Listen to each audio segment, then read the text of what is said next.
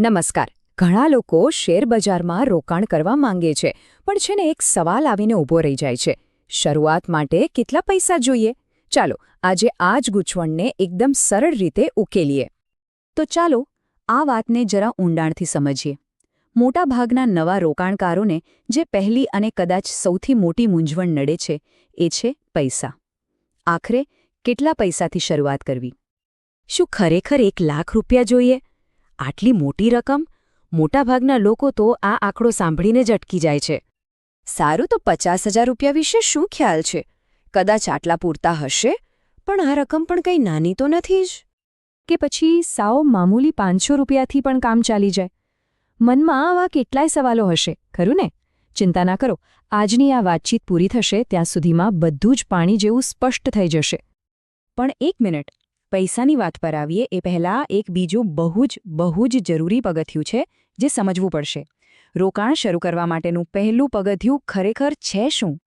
રોકાણની આખી દુનિયામાં એન્ટ્રી લેવા માટે આપણને જોઈએ એક ડીમેટ ખાતું. હવે આ ડીમેટ ખાતું છે શું?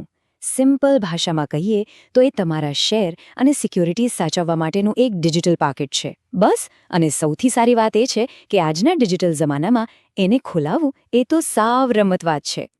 અને સૌથી મજાની વાત શું છે ખબર છે?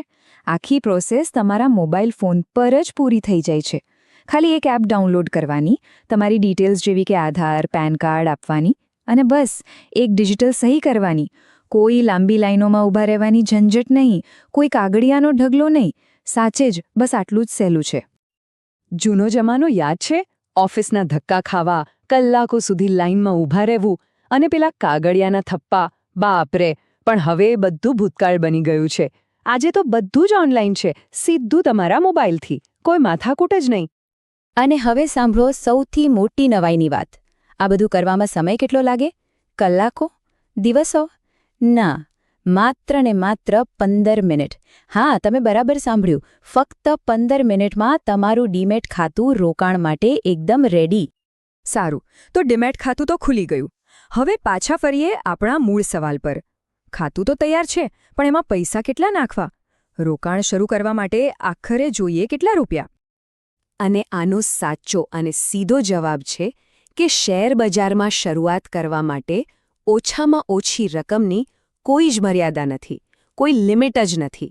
આ એક એવી ગેરસમજ છે જેને આજે મનમાંથી કાઢી જ નાખવાની છે. હા, તમે સાચું જ જોઈ રહ્યા છો. માત્ર 500 રૂપિયા. આટલી નાની રકમથી પણ રોકાણની સફર શરૂ કરી શકાય છે. પહેલું પગલું ભરવું એ જ તો સૌથી મહત્વનું છે, અને એ આટલી નાની રકમથી શક્ય છે. પણ હા, એક વાત બરાબર મગજમાં બેસાડી દેજો. આ કોઈ રાતોરાત કરોડપતિ બનવાની સ્કીમ નથી. એવું ના વિચારતા કે 500 રૂપિયા નાખીને કાલે લખપતિ બની જવાશે. ના, નાની શરૂઆતનો હેતુ શીખવાનો અને અનુભવ મેળવવાનો છે. તો પછી સફળતાનો મંત્ર શું છે? સાચી સફળતા પૈસાથી નહીં, પણ સારી આદતોથી મળે છે. જેમ કે શિસ્ત અને ધીરજ રાખવી, નિયમિતપણે ભલે નાની પણ રકમનું રોકાણ કરતા રહેવું અને હંમેશા લાંબા ગાળાનું વિચારવું. આ જ સાચી ચાવી છે.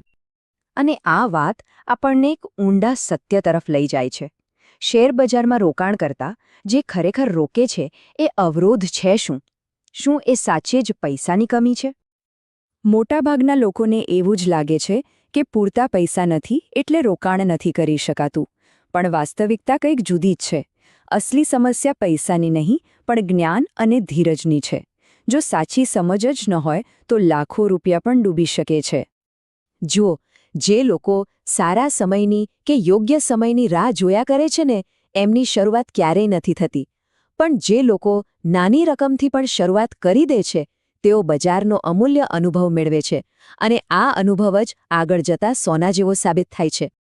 તો આ આખી વાતચીતનો સાર શું નીકળ્યો? ચલો ફટાફટ મુખ્ય મુદ્દાઓ પર એક નજર કરી લઈએ. આજની ચર્ચામાંથી 3 વાતો ખાસ યાદ રાખવાની છે. પહેલું, ડીમેટ ખાતું ખોલાવવું હવે સાવ સહેલું અને ઝડપી છે. બીજું, રોકાણ શરૂ કરવા માટે કોઈ મોટી રકમની જરૂર નથી, નાની શરૂઆત પણ શક્ય છે. અને ત્રીજું અને સૌથી અગત્યનું, ઉતાવળમાં નહીં પણ સમજણપૂર્વક રોકાણ કરો. તો પછી આ બધામાં સૌથી મહત્વની વસ્તુ શું છે? એક શબ્દ: શરૂઆત. યોગ્ય સમયની રાહ જોયા વગર શીખવાની ભાવના સાથે આજે જ એક નાનું પગલું ભરીને બસ શરૂઆત કરવી.